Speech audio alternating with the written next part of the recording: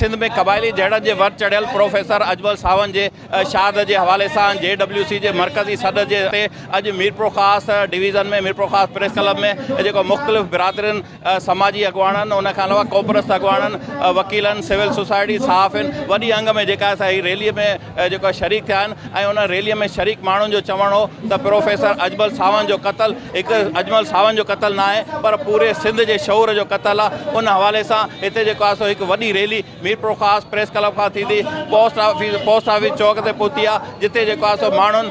सख़्तु नारेबाज़ी पिणु कई आहे ऐं हुननि जो चवणु हो त प्रोफेसर अजमल सावंत खे जंहिं तरीक़े सां शहीद कयो वियो आहे उन हवाले सां सिंध जा जेके शऊर रखंदड़ माण्हू आहिनि उन्हनि में सख़्तु ॾुख वारी सूरत हाल पखिड़ियल आहे। उन हवाले सां असां जॾहिं हुननि सां ॻाल्हायोसीं हुननि जो चवणु हो त जेको डॉक्टर अजमल सावंत जो क़त्ल उन क़त्ल जे पोयां जेके सरदार आहिनि भोतार आहिनि उन्हनि खे वाखो करे फौरी तौरु गिरफ़्तार कयो वञे।